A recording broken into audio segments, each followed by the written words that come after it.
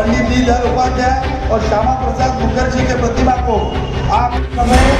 हमारे बीच में राम कुमार पाल जी उपस्थित है। मैं उनसे निवेदन करूंगा कृपया करके आप मंच पे आइए।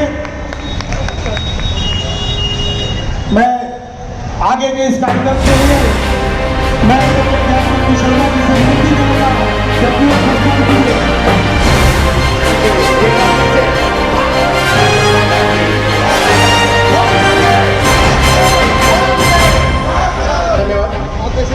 आज के इस चौक उद्घाटन के कार्यक्रम में उपस्थित मुंबई के अध्यक्ष आमदार माननीय आशीष शेलार जी, उत्तर मुंबई के गार्डन सम्राट कहे जाने वाले हम सबके प्रेरणा स्रोत सांसद माननीय गोपाल शेट्टी जी, मंच पर उपस्थित दो नगर सेविका रक्षा पटेल जी, संगीता शर्मा जी, मुंबई के मंत्री माननीय विनोद शेलार जी, हमारे रंजन चौधरी जी,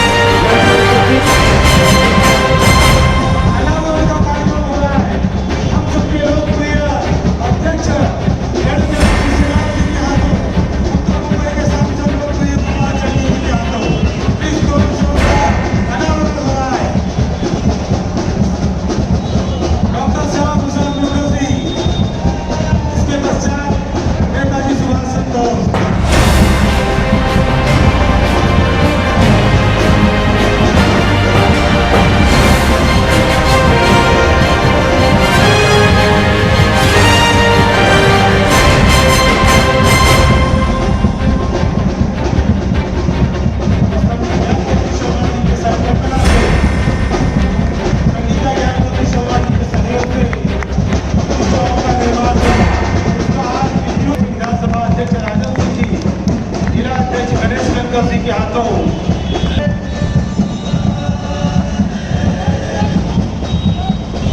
आशीष शेलार जी के हाथों इस चौक का अनावरण हो रहा है।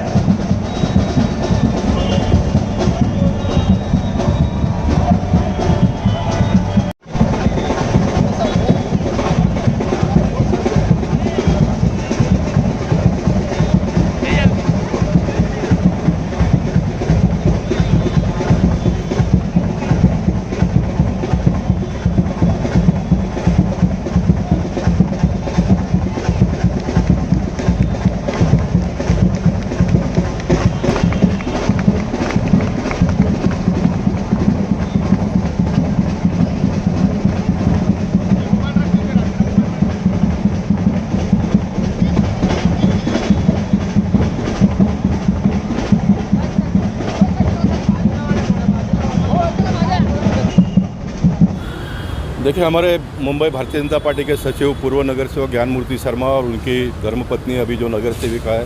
संगीता ज्ञानमूर्ति शर्मा और दक्षा पटेल का भी इसमें पहले योगदान था। ऐसे सबके सहयोग से नेताजी सुभाष चंद्र बोस और पंडित दीनदयाल जी के यहाँ पर प्रतिमा का हमने एक संकल्पना करते हुए उनके सोच के उनके विचार को जनता तक कैसे पहुँचाए, इसलिए इस प्रकार का एक चौक का निर्माण करके उसका आज फिर एक बार उद्घाटन करके लोकार्पण किया। कल पंडित दीनदयाल की जयंती और उसके पूरे संध्या पे इस प्रकार का कार्यक्रम होना, उसमें मुंबई भारतीय जनता पार्टी के अध्यक्ष ने शामिल होना, ये अपने आप में एक बड़ी विशेषता है। इस कार्यक्रम की आवश्यकता क्या है, ऐसा जब लोग पूछते हैं तो मैं उनको यही कहता हूं कि ये सारे महापुरुषों ने अपने प्राणों की आहुति देकर इस देश को सींचा, इस देश को संवारा और ऐसे नेताओं के वजह से हमारा देश आज फल रहा है, फूल रहा है। लेकिन ऐसे समय पर भी कुछ भ्रष्टाचारी नेता देश को किस तरह से लूट रहे हैं, जनता को कैसा हैरान परेशान कर रहे हैं, ये दोनों बातों को आने वाली पीढ़ी तक कैसे पहुंचाए, इसलिए इस प्रकार के कार्यक्रमों का आयोजन है। इस प्रकार के नेताओं को बहुत लंबे समय तक याद रखने की आवश्यकता है। एक जगह पर भारत रत्न अटल बिहारी वाजपेयी जी जो 3 बार प्रधानमंत्री बने देश के, जिनको भारत रत्न पुरस्कार से नवाजा गया,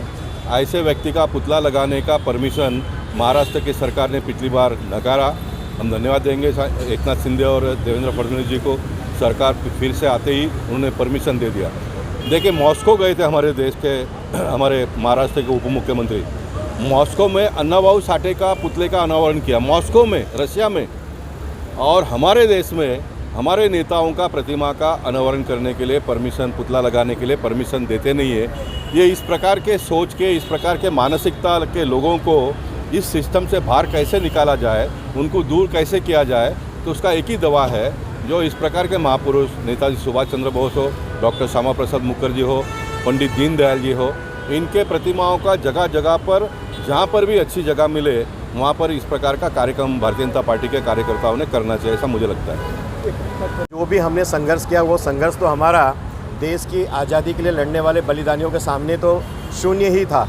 लेकिन फिर भी हमें संघर्ष करना पड़ा। नेताजी सुभाष चंद्र बोस जी का चौक और श्यामा प्रसाद मुखर्जी के चौक का निर्माण करने में हमें लगभग 2 साल का समय लगा। और यह मैंने मंच पर दूसरे विषय का भाषण न देते हुए विषय मैंने इसलिए कहा कि ताकि उन अधिकारियों के कानों तक वह बात ज़रूर जानी चाहिए कि जिन्होंने इसमें विलम्ब करने में उन्होंने काफ़ी मदद की थी। लेकिन जब हम लोगों ने धरने आंदोलन किए उसके बाद ये 2 चौक पूर्ण निर्मित हो गया और आप देख रहे हैं भव्य चौक हमने बनाया है। चौक बनाने का उद्देश्य एक ही होता है कि जिस व्यक्ति के नाम से वो चौक बनता है तो वो व्यक्ति कौन थे, उन्होंने देश के लिए क्या बलिदान दिया, उनका क्या योगदान था, ताकि आने वाली पीढ़ियों को उसकी प्रेरणा मिल सके और वो जान सके कि ये व्यक्ति कौन थे। सर ऐसा कभी काम किया जाता है तो क्या लगता है, कैसा फील होता है कि हम बहुत बड़ा देश के लिए काम कर रहे हैं? देखिए, फील तो यही लगता है जब हम लोग इस चौक के लिए संघर्ष कर रहे थे तब हमें ये लग रहा था कि हम तो एक छोटी सी बात के लिए जब इतना संघर्ष कर रहे हैं तो वो बलिदानी कितना संघर्ष किए होंगे अंग्रेजों से इस देश को गुलामी से छुड़ाने में। हमको यह कंपैरिजन दिख रहा था, हमें ये तुलना दिख रही थी कि उन्होंने कितने यातना सही होगी, कितना बलिदान दिया लोगों ने मिल करके, तब जाकर के हमारा देश आज़ाद हुआ। चौक तो 2012 में ही बन गया था, लेकिन MMRDA ने लिख के दिया कि ये चौक वापस बनाया जाएगा, लेकिन बाद में वो मुकर गए क्योंकि उस सत्ता हमारी नहीं थी, शायद इसलिए मुकर गए। जैसे आशीष सलाम जी ने बोला कि उन लोग की मकसद ही यही है कि नहीं बनना चाहिए, लेकिन बना। बोले ना मान लो तो हार है, अगर ठान लो तो जीत है।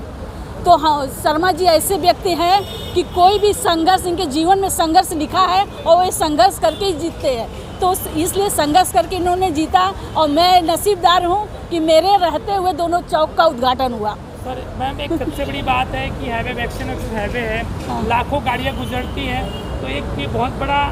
वो देखा जाता है कि लाखों लोगों की नज़र इस पर होती जाएगी। अभी लाखों की नज़र होती जाएगी, एक मन में एक देखते ही मन में एक अंदर से होगा कि ऐसा चौक जो महान भाव है, इन लोग का चौक ऐसे हर चौक पे, हर एरिया में चौक पे बनना चाहिए। एक आकर्षित होता है देख के कि किसने बनवाया है। मैं सिर्फ एक बात जोड़ना चाहूँगा कि यह दोनों चौक में यदि आप जितने लोग यहाँ खड़े हैं और आप भी, आप ये चौक के चारों डायरेक्शन में आप जाएंगे तो सभी तरफ में एक एक स्लोगन लिखे गए।